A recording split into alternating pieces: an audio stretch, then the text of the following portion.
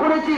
আমি সেই আয়াতটিকে সামনে রেখে আপনাদের কাছে আমি যতটুকু জানি, আমাকে আল্লাহ যতটুকু ক্ষমতা শক্তি দিয়েছে, সেই শক্তি ক্ষমতা অনুযায়ী, শিক্ষা বিদ্যা বুদ্ধি অনুযায়ী আপনাদের কাছে অন্তর খুলে প্রাণ দিয়ে পঞ্চম ভাষায় আমি আপনাদের আলোচনা রাখবো। তবে আলোচনা রাখার আগে বিশেষ করে আপনাদেরকে একটা কথা বলি। আজকে এই যে তিনজন ব্যক্তি, কোন তিনজন ব্যক্তি,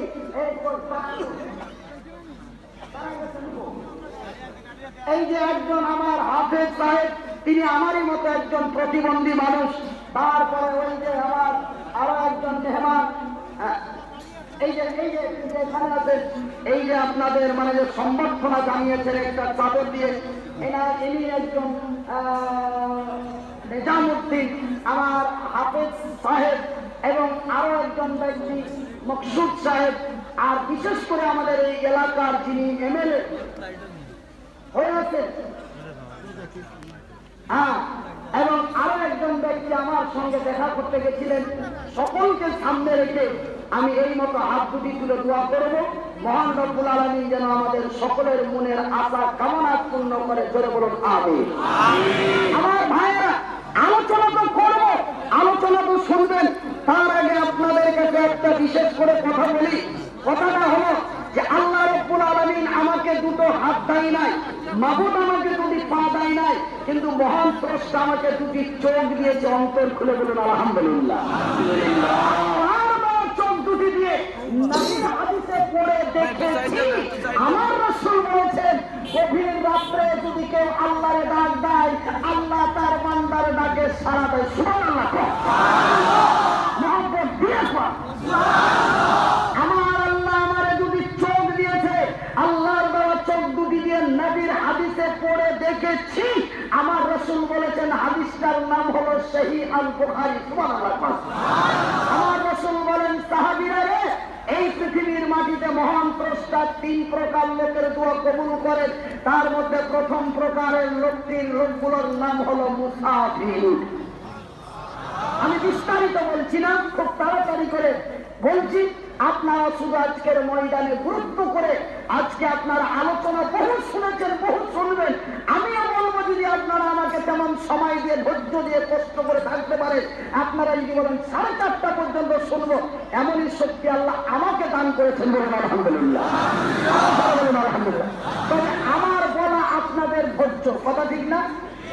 আমার কোনো টাইম নেই, আমার টাইমের কোনো নির্ধারিত নেই। আমাকে বলা হয়নি হুজুর 12টায় ছেড়ে দিবেন, বলা হয়নি হুজুরের 2টায় ছেড়ে দিবেন, হুজুর বলা হয়নি 3টায় ছাড়বেন। আমার টাইমের কোনো লিমিটেড নাই। আমার টাইম আপনারা এইভাবে যদি থাকতে পারেন সকাল 7টা পর্যন্ত, আমি সকাল 7টা পর্যন্ত বলবো, যদি আপনারা থাকতে পারেন। আর যদি আপনারা মোটামুটি চালু করলেন, আমার পাওয়ার শেষ।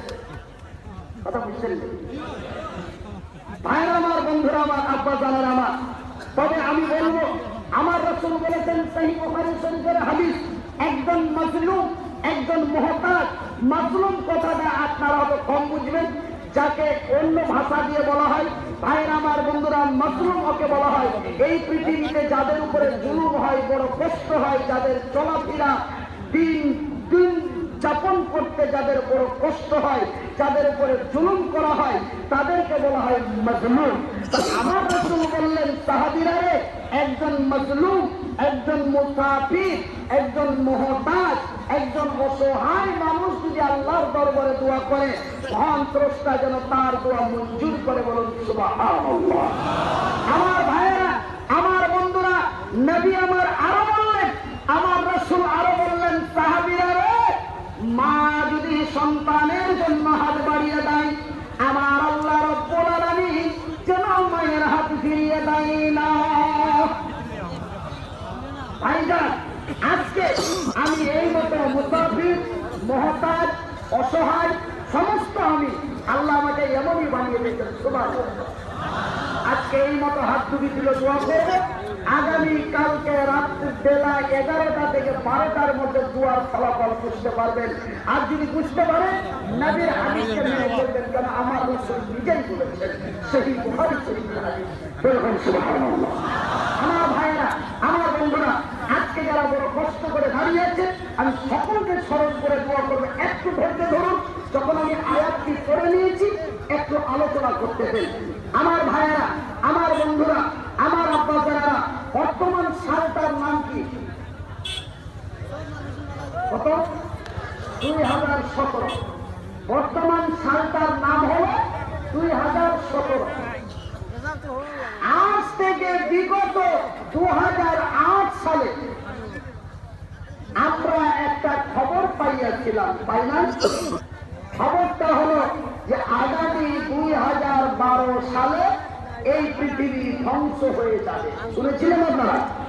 শুনেছিলেন আপনারা? কিন্তু 2017 সালের 25শে জানুয়ারি আপনারা বলেন তো, আল্লাহ আকাশ থেকে এতটুকু টুকরো ছিটে পড়েছে? আলহামদুলিল্লাহ। আপনারা এমন ভাবে সুবহানাল্লাহ আলহামদুলিল্লাহ বলছেন, মরে গেলে তো মানুষ কথা বলতে পারে না, তবুও চেষ্টা করতে বলে আপনাদের কাছে জোরে বলবো কথা ঠিক। তা আপনাদের আওয়াজটা মনে হয়েছে যে মরা মানুষের চাইছে ডাউন। জোরে বলুন সুবহানাল্লাহ। আল্লাহ তোমার যে বান্দারা আজকে তোমার দিনের তোমার নামকে তোমার এই মুখ দিয়ে উচ্চারণ করছে, তাদেরকে তুমি নেকিতে ভরপুর করে দাও। বলুন আমিন। আমার ভাইয়েরা, আমার বন্ধুরা, আমার আব্বা জানারা, আচ্ছা আপনারা বলেন তো, ওই দিন থেকে নিয়ে আজ পর্যন্ত আল্লাহর জমিনে অনেকগুলি পাহাড়, আর আসাম, ত্রিপুরা, মেঘালয়, অরুণাচল, এই কয়েকটা রাজ্য হচ্ছে পাহাড়ি রাজ্য। আপনারা বলেন তো, এমন একটা ছোট্ট পাহাড় আল্লাহর জমিনে চলে গেছে? গেছে? তবে কি দুনিয়া ভেঙে যাবে না? তবে কি কিয়ামত হবে না? তবে কি পৃথিবী ধ্বংস হবে না? তবে আমরা যেভাবে শুনেছি সেইভাবে না, আমার আল্লাহ এবং আমার রাসূল যেভাবে বলেছেন সেইভাবে পৃথিবী একদিন আমাদের কাছ থেকে নিরাকার হয়ে যাবে। বলুন সুবহানাল্লাহ। আমার ভাইরা, আমার বন্ধুরা, রে আমার শিক্ষিত বুদ্ধিজীবী বন্ধুরা, আজকের ময়দানে যারা বুখারী পড়নেওয়ালা আজকের ময়দানে উপস্থিত আছেন, অনেকে MA, BA, honours, MSc, BSc করে আজকে আমার ময়দানে, এই ময়দানে আমার কথাগুলি শুনছেন। আমার ভাইয়ের, আমার বন্ধুরা, নবীর হাদিস এবং আল্লাহর কোরআনকে সামনে রেখে আপনাদের কাছে আলোচনা করতেছি। রে আমার ভাইয়ের, আমার বন্ধুরা, আমার নবী, আল্লাহর নবী, দয়ার নবী, বিশ্বের নবী, নবী মুহাম্মদুর রাসূলুল্লাহ সাল্লাল্লাহু আলাইহি ওয়াসাল্লাম, আল্লাহর নবী, দয়ার নবী, বিশ্বের নবী বলেন, সাহাবীরা